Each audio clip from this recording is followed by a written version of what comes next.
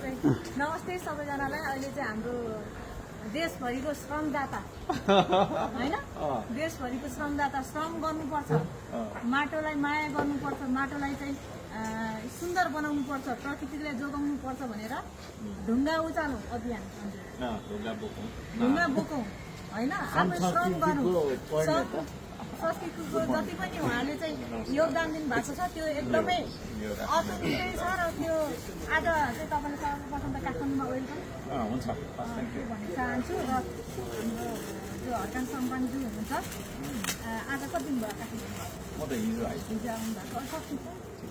अघि तपाईँको कुरा सुनेर हाँस्दै मन्त्रालय सन्त्रालय काम नगर्ने भइसकेको मन्त्रालय होइन, त्यो भन्नु हुँदैन।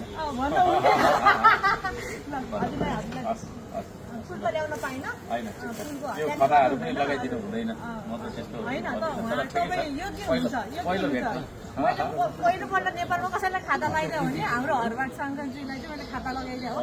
मैले कसैलाई मैले त कोही नेतालाई भेटा पनि छैन पर्सनलिटीमा गएर अहिलेसम्म, र एकदम खुसी छु हजुरलाई भेटेर।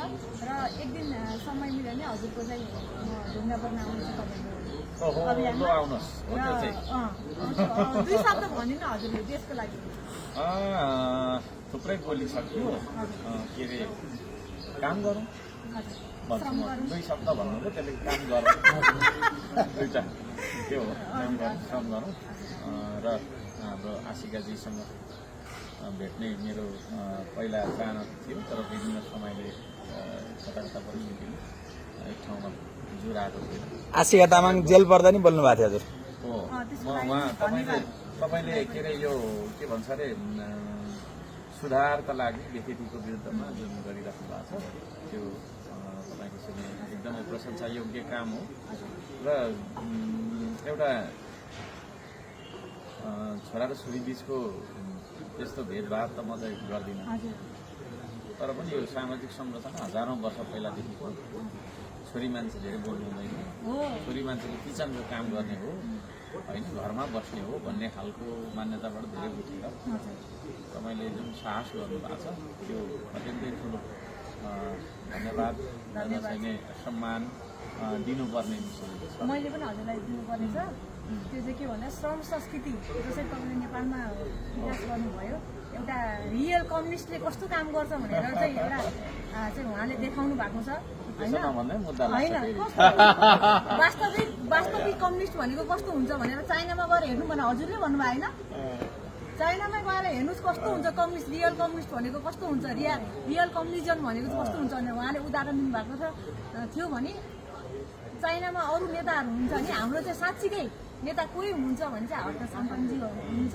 र उहाँको जति पनि अभियान छ होइन, उहाँ तपाईँहरूले साथ सपोर्ट गरिदिनु होला, यसरी अझै अगाडि बढ्नु होला हजुरको काममा। मेरो फुल्ली सपोर्ट रहन्छ, बिकज नेपाल आमालाई माया गर्ने, नेपाल माटोलाई छोडेर चाहिँ कसम खाएर म यो देशमा केही गर्छु भन्ने जो पनि मेयर हुन्छ, अथवा नट ओन्ली मेयर होइन, जति पनि जनप्रतिनिधि हुन्छ उहाँलाई म खुलेर छाती पिटेर चाहिँ म चाहिँ साथ सपोर्ट गर्न चाहन्छु।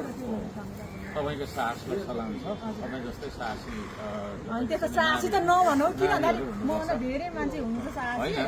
म चाहिँ के छ अरू पनि हुनुहुन्छ, कोही हुनुहुन्न भन्ने हो, तर तपाईँले गर्नुभएको जुन काम छ नि त्यसले चाहिँ धेरै मान्छेहरूले सिकेको छ त्यो चिज हो।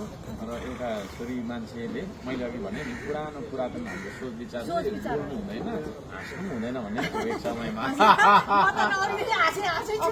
त्यो विद्रोह तपाईँले गर्नु भएको छ। यहाँहरू चाहिँ टिममा हुनुहुन्छ। ए ल खुसी लाग्यो, ल आउनु।